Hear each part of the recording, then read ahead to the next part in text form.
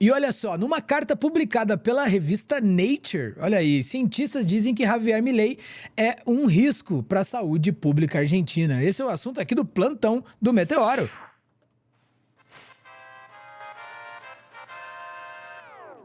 E quando estou com o meu nobre, o Everton Trindade, a gente tá falando de biologia, de ecologia. Tamo junto. E aí, Everton, tudo certo? Tudo certo, Vitor. Não tá muito certo são os cientistas na Argentina. Esses realmente não estão numa situação muito favorável, né? Há um tempo atrás a gente falou aqui de como o Milei tá cuidando da ciência na Argentina, que é basicamente ele não tá cuidando, né? Em resumo, o Milei cortou pela metade o orçamento do Conselho Nacional de Investigações Científicas e Técnicas, que é o CONICET, que é o principal órgão de apoio à ciência na Argentina, né? Então, quando a gente olha para esses cortes direto na ciência, a gente vê que a situação é bem complicada, mas quando a gente integra a esses cortes economia, saúde e meio ambiente, a gente vê que esses cortes eles são bem mais profundos. Então a gente teve essa carta publicada na revista Nature Medicine, que é uma das revistas do grupo Nature, né, uma das grandes revistas científicas que a gente tem aí.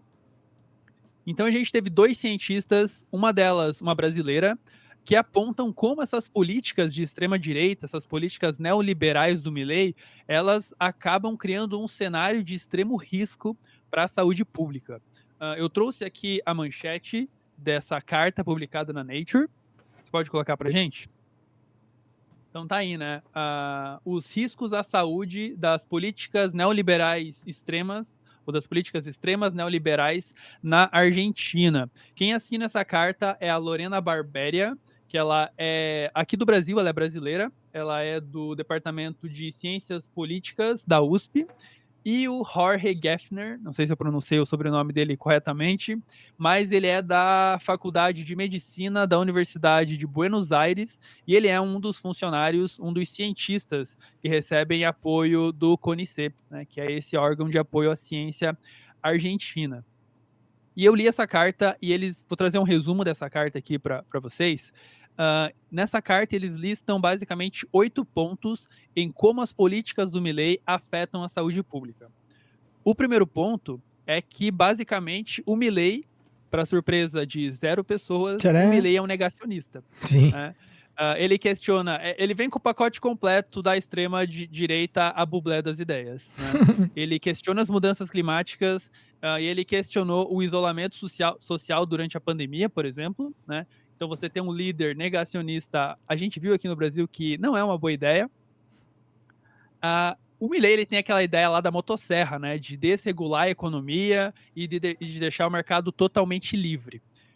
Uma das coisas que o Milei fez foi relaxar as regulamentações sobre os planos de saúde. Então, os planos de saúde na Argentina agora eles são mais livres para determinar o preço que eles quiserem, sem nenhuma intervenção do Né? Estado, né? O Estado que é esse monstro, Uhum. né, que fica querendo regulamentar o mercado, né? Preço e E nesse condição, caso, né? então, Preço e condições, né, de exatamente. atendimento, condições de cobertura, tudo aquilo que a gente já sabe, né? Aqui é um contrato de adesão, imagine lá agora com o liberou geral, né? Então não, agora a mão livre do mercado ficou livre para botar a mão na bolsa do cidadão argentino, né? Porque o que aconteceu? O preço dos planos de saúde e dos serviços médicos privados na Argentina aumentaram em 150%. E isso, ele não tem só um efeito no paciente que vai pagar mais caro no plano de saúde privado. Os médicos dos hospitais públicos, eles estão preferindo ir para a iniciativa privada. Então, esse é o terceiro ponto que eles trazem. Uhum. Porque aumentou a inflação, o salário dos médicos e dos enfermeiros e outros profissionais da saúde não aumentou. E o que está acontecendo é que esses médicos e enfermeiros, profissionais da saúde, estão saindo de hospitais públicos e indo para a iniciativa privada. E aí, com isso, em hospitais públicos está faltando profissionais, especialmente em tratamento intensivo, nas UTIs, e em pediatria. Né? Então, esses cortes no orçamento eles vão afetar principalmente as pessoas que dependem de hospitais e serviços públicos, que é a população mais vulnerável, e também a população de idosos, né, que geralmente eles acabam até pagando ainda mais caro nesses planos de saúde. Uhum. Então, esse é o quarto ponto levantado na carta. O quinto ponto é que antes do Milei, a Argentina tinha uma lei que permitia que o setor público comprasse medicamentos mais baratos do que o setor privado. Então essa lei não existe mais. Agora o setor público paga exatamente a mesma coisa que o setor privado. E a Argentina também tinha uma lei que regulava o preço de medicamentos. Então tinha um limite ali que para o Estado pagar no preço dos medicamentos e também para as grandes farmacêuticas cobrarem. Como depois do Milei, não tem mais. E como resultado, o que aconteceu com o preço dos medicamentos? Foi pro céu. A mão do mercado foi boazinha, né? A competitividade do livre mercado fez com que os preços abaixassem? Obviamente que não. O preço dos medicamentos aumentou em 300%. Não é possível, cara. Com o aumento do preço dos medicamentos, as pessoas passaram a comprar menos remédios. Então, só em janeiro de 2024, as vendas em farmácias caíram 45%. É porque as pessoas estão mais saudáveis no governo Milei? Né? Obviamente que não. Não parece a ideia mais provável, né? Que as pessoas simplesmente não têm dinheiro para comprar os medicamentos. Tem uma questão ambiental também que eles tratam nessa carta, que é o 7º ponto, que o governo permitiu mineração próximos aos glaciais. Então, quem nunca viu imagem de glaciais da Argentina, depois desse vídeo, digita no Google Imagens lá, glaciais argentinos, são lindíssimos assim. Agora, os argentinos podem minerar próximo a esses glaciais, né, o que é um risco, e também flexibilizou regulamentos sobre desmatamento. E aqui a gente sabe que flexibilização de regulamento sobre desmatamento significa que a motosserra vai ser utilizada de maneira literal no que resta de florestas na Argentina. Não, é brincadeira. E o último ponto, finalmente, o 8º ponto, é diretamente relacionado ao que a gente já comentou aqui, que é do Milei ameaçar extinguir o CONICET, né, esse Conselho de Investigações Científicas da Argentina. E aí, só atualizando essa situação, dia 31 de março, agora, desse ano, vence o contrato de 1.600 funcionários do CONICET. E o Milei está dando sinais de que não vai renovar esses contratos.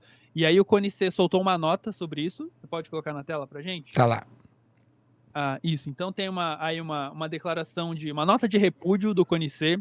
E nessa nota eles basicamente dizem que se esses 1.600 funcionários não tiverem o contrato deles renovados, o CONICET não tem como funcionar. Então, e lembrando que o CONICET também não tem só a parte científica, tem a parte tecnológica também. Durante a pandemia era o CONICET que fez o apoio a toda a logística de medicamentos e distribuição de máscaras em hospitais.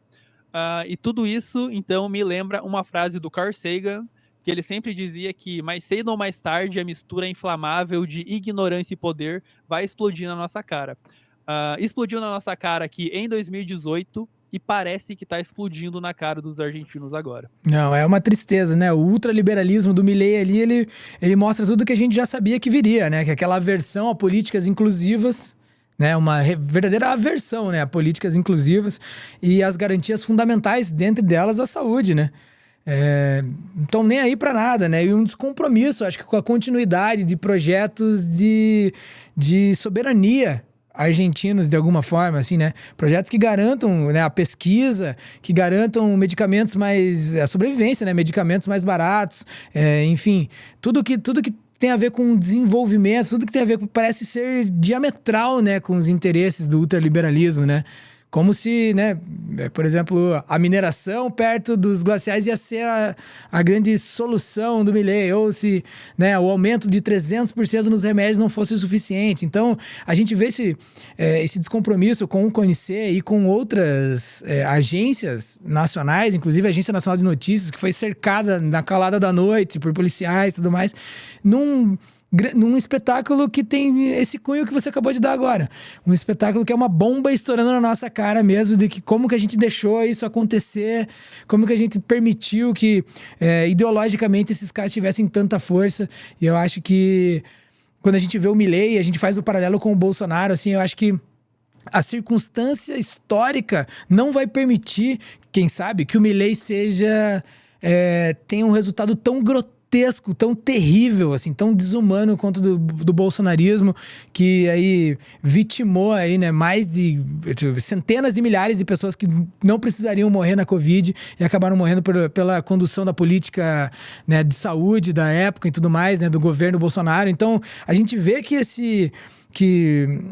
esse direcionamento ideológico, ele é excludente enquanto faceta fundamental. E acho que isso que dá esse asco, essa urticária em nós, quando a gente tá falando sobre isso, sabe? Não, exatamente.